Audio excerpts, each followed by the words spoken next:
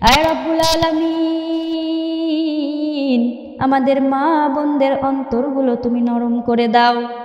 যারা নামাজ ছেড়েছে মাবুদ, তাদের নামাজি বানায় দাও। যারা পর্দা করতে পারে না, তাদের পর্দা করা সহজ করে দাও। আয় রব্বুল আলামিন, আমাদের মায়েদের চোখের পানি তুমি কবুল করে নাও। আমাদের বোনদের ইমানের সাথে মৃত্যু নসিব করে দাও। জানি না মৌলা, কার চোখে পানি এসে গেছে মৌলা, ওই এক ফোঁটা চোখের পানির ওসিলায় সমস্ত গুনাহগারদের কবুল এবং মঞ্জুর করে নাও। আমিন ইয়া রাব্বাল আলামিন।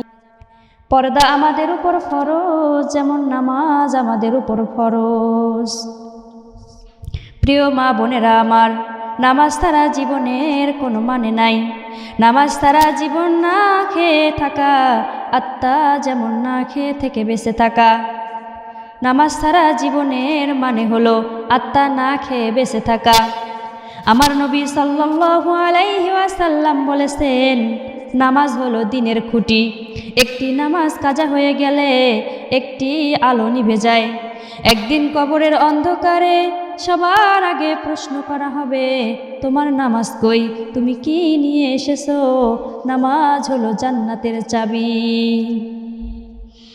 সেদিন স্বামী পাশে থাকবে না, সন্তান পাশে থাকবে না, পাড়া প্রতিবেশী পাশে থাকবে না, বন্ধু বান্ধব আত্মীয় স্বজন কেউ তোমার পাশে থাকবে না।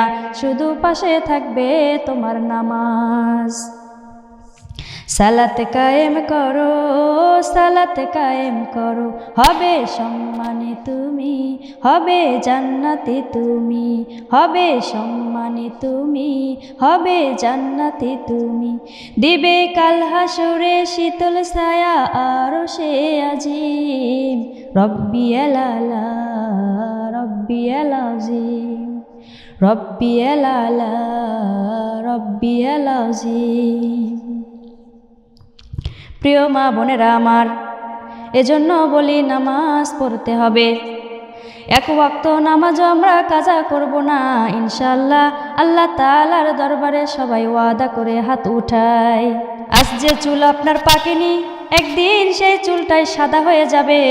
আজ যে হাত মেহেন্দিতে লাগানো আছে, একদিন ওই হাতটাই আপনার কাফনের মোড়ানো হবে। আল্লাহ রাব্বুল আলামিন বলেন সূরা আল ইমরানের 185 নম্বর আয়াতে, প্রত্যেক প্রাণী মৃত্যুর স্বাদ গ্রহণ করবে।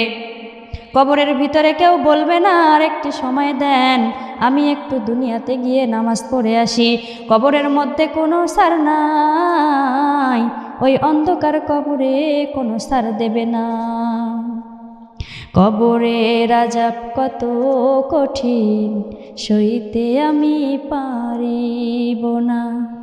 মৃত্যু যন্ত্রণা কত কঠিন, সইতে আমি পারিব না। ও গো দয়াময় হে রহিম, চাই যে তোমার শুধু করুণা।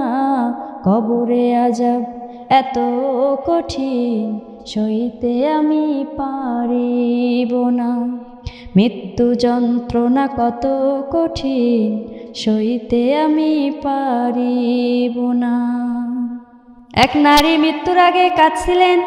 লোকেরা বলল, আপনি তো ভালো মানুষ ছিলেন, কাঁদছেন কেন? তিনি বললেন, আমি আল্লাহর কাছে যাচ্ছি, আমি জানি না তিনি আমাকে মাফ করবেন কি না। ও নারীরা, দেখুন, এটাই হলো ঈমান, এটাই হলো ভয়, এটাই হলো তাকওয়া। যার অন্তর কাঁপে আল্লাহ তাআলা তাকে ভালোবাসেন। যার বুকে ঈমান আছে আল্লাহ পাক রব্বুল আলামিন তাকে ভালোবাসেন। ঈমান হলো মূলধন। প্রিয় মা বোনেরা আমার, আজ আমি আপনাদের সামনে কোনো বক্তা হয়ে আসিনি, আমি আপনাদের একজন আপন মানুষ হয়ে এসেছি। আজ আমি এমন কথা বলবো যা শুনে হাসি আসবে না, শুনলে চোখ ভিজে যাবে, শুনলে মনে হবে হায় আমি এতদিন কি করেছি। আমি কি আল্লাহর জন্য বাঁচছি নাকি মানুষের জন্য বাঁচছি? সাজগোজ করি কার জন্য, পর্দা সারি কার জন্য, নামাজ সারি কার জন্য? আল্লাহ তাআলা রব্বুল আলামিন তার পবিত্র কোরআনে বলেছেন, আমি মানুষ ও জিন সৃষ্টি করেছি শুধু আমার ইবাদতের জন্য। প্রিয় মা বোনেরা আমার, আজ আমাদের জীবন থেকে ইবাদত চলে যাচ্ছে, নামাজ চলে যাচ্ছে, পর্দা চলে যাচ্ছে, আর দুনিয়ার ভালোবাসা অন্তরে ঢুকে যাচ্ছে। প্রিয় মা বোনেরা আমার, রাতে যখন তুমি একা থাকো, চোখ দিয়ে গড়গড় করে যখন পানি পড়ে, আল্লাহর দরবারে যখন ফরিয়াদ জানাও, সন্তানের জন্য যখন দোয়া করো, জানো কি আল্লাহ সেই কান্না ফেলেন না, মায়ের দোয়া কখনো ফেরত যায় না। তুমি নামাজ ছেড়ে দিলে তোমার সন্তান নামাজ শিখবে কার কাছ থেকে? তুমি পর্দা করো না, তুমি যদি পর্দা না করো, তোমার মেয়ে পর্দা শিখবে কার কাছ থেকে? তাই যদি তুমি নামাজ পড়ো, যদি পর্দা করো, তোমার সন্তানগুলো একদিন নামাজি হয়ে যাবে, তোমার সন্তানগুলো একদিন পর্দাশীল নারী হয়ে যাবে। একটু কষ্ট হলেও এটাই সত্য। তুমি কি জানো তুমি কত দামি? তুমি হীরার চাইতেও দামি। হীরা কিন্তু মানুষ খোলা জায়গায় রাখে না, গোপন জায়গায় রাখে। আল্লাহ রাব্বুল আলামিন তার পবিত্র কোরআনে বলেছেন, হে নবী, মুমিন নারীদেরকে বলুন তারা যেন নিজেদের ওপর পর্দা টেনে নেয়।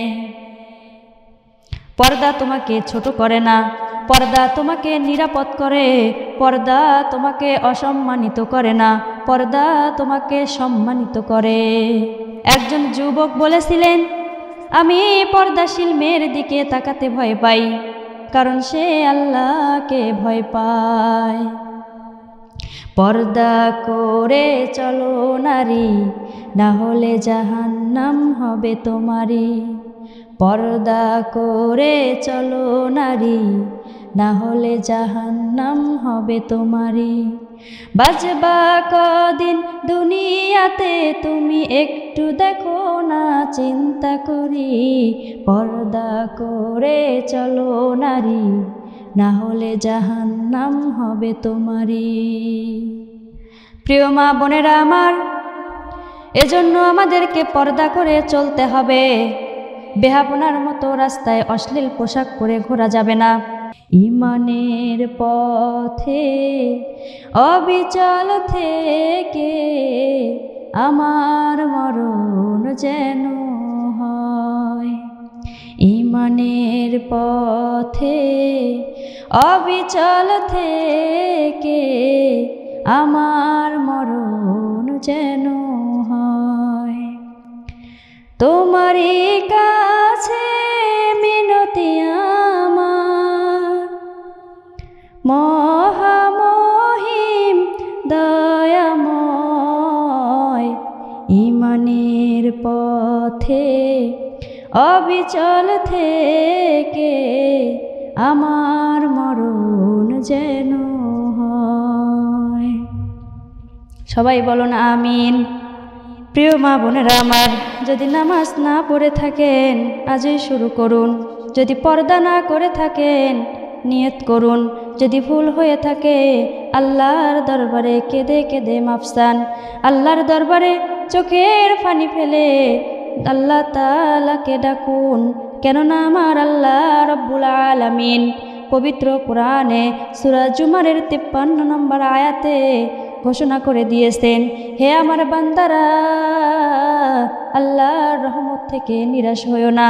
আজ যদি চোখের পানি পড়ে, আজ যদি আপনার অন্তরটা কেঁপে ওঠে, এই মুহূর্তটা হবে হেদায়েতের মুহূর্ত। প্রিয় মা বোনেরা আমার, এবার আল্লাহ তাআলার দরবারে সবাই দুখানা হাত উঠে চোখের পানি ফেলে আল্লাহ তাআলার কাছে দোয়া করতে থাকি। আল্লাহুম্মা আমিন। রব্বানা যালামনা আনফুসানা ওয়া ইল্লাম তাগফির লানা ওয়া তারহামনা লানাকুনান্না মিনাল খাসিরিন। আয় রব্বুল আলামিন, আমাদের মা বোনদের অন্তরগুলো তুমি নরম করে দাও। যারা নামাজ ছেড়েছে মাবুদ, তাদের নামাজি বানায় দাও। যারা পর্দা করতে পারে না, তাদের পর্দা করা সহজ করে দাও। আয় রব্বুল আলামিন, আমাদের মায়েদের চোখের পানি তুমি কবুল করে নাও। আমাদের বোনদের ইমানের সাথে মৃত্যু নসিব করে দাও। জানি না মৌলা কার চোখে পানি এসে গেছে মৌলা, ওই এক ফোঁটা চোখের পানির ওসিলায় সমস্ত গুনাহগারদের কবুল এবং মঞ্জুর করে নাও। আমিন ইয়া রাব্বাল আলামিন।